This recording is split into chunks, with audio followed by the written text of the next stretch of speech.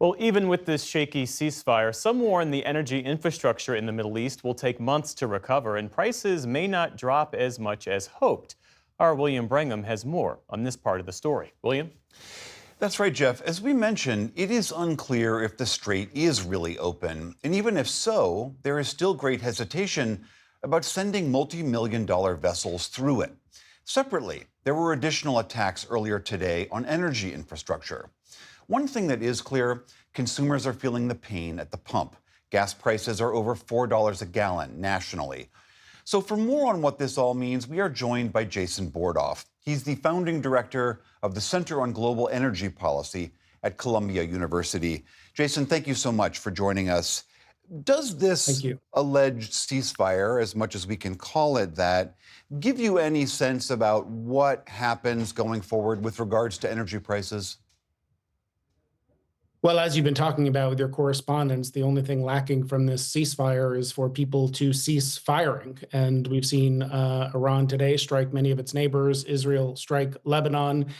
And as long as that's the case, that does not give confidence to the oil tankers sitting in the Gulf trying to get out to deliver oil to the market to go through. We saw maybe 3 or 4 reports differ. A couple of tankers move through today.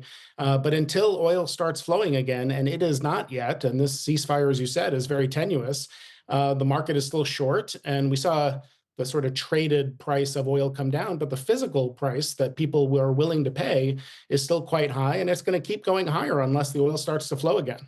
If Iran maintains control over the strait, which we should say it did not have before this war began, is it your sense that it is just too financially scary for shippers to go through there? Is it an insurance issue? What is it in particular?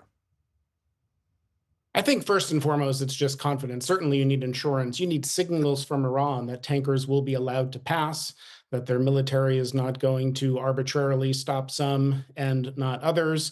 I don't think anyone in the oil industry, I saw a quote today from someone in the industry who said, we didn't have to pay a few $1 million in fees before, and I thought we won this conflict, meaning the United States.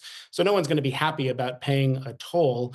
If it was just a toll, the cargo is valuable enough that people would do it. But right now, there's just no confidence that you can move tankers through the strait. And that's just to clear the oil that's sitting there in tankers for the last 40 days waiting to get to market. If you want to start producing again in the region, you need the rest of the world's tankers to be willing to go to the wrong side of the strait, back into the Gulf and load up. And they don't want to get stuck if this thing falls apart again in a couple of days or a week or two. And separate from that, a lot of energy infrastructure was targeted. I believe it's at least 9 countries saw facilities targeted successfully by Iran.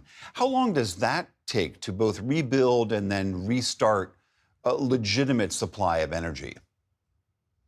You know, we've seen an escalation there, and so even today with a reported attack by a drone on the major Saudi pipeline to the Red Sea, the East-West pipeline.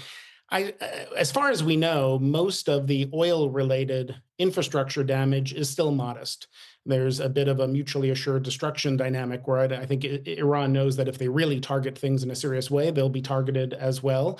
So we're still at a point where within weeks, maybe a month or two, you can probably get the infrastructure back up and running. That could change if this escalates in a tit-for-tat way and we start to see more significant damage. And then again, no one's going to start restarting production. We have nearly 10 million barrels a day that is shut in. People stopped producing. That is costly and it can do damage to the wells to restart. No one's going to do that until they have long-term confidence they can get the oil to market. Crude oil prices we saw did start to come back down. I believe it was a 13% drop today. But U.S. gas prices, as I mentioned, still remain high. How long should consumers be expecting here in the U.S. to be bracing for those kinds of spikes?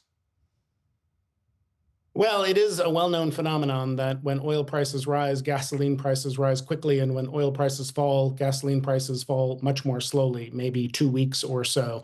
And so that would be the time frame if the oil starts flowing and that sharp reduction in price we saw today is matched by the physical reality of the oil market. But that's still to be seen. If the ceasefire holds, if tankers are willing to go through, if none of that happens, again, the price people have physically been willing to pay for oil has been quite a bit higher than that that oil price you just mentioned, that fell about 10 or 15% today, that price will rise again if we don't see the oil start to flow quickly.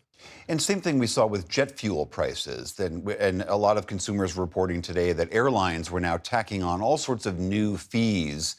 Again, is that just what consumers should be expecting going forward?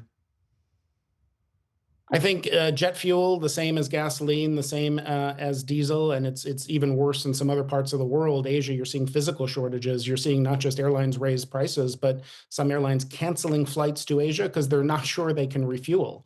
And so that's only going to change once we start to see, millions of barrels a day of oil transiting through the strait again. And until that happens, people should still be ready for higher gasoline prices and airline prices and all the other ways oil prices trickle through the economy. And are there any other, lastly, just any other downstream consequences we ought to be looking out for? Fertilizer, food prices? Well, the Strait of Hormuz is just one of the most critical transit, maritime transit places in the world. So we've seen it with oil, we've seen it with natural gas, and there has been real physical damage to the Qatari LNG plant. So natural gas prices have been rising, particularly in Europe and in Asia. And then, as you said, petrochemicals, aluminum, fertilizer, which could have really significant impacts as we enter harvesting season in particularly low and middle income countries. All of that is going to get much more painful if that strait is not reopened quickly. Jason Bordoff, thank you so much for being here. Really appreciate it. Thank you.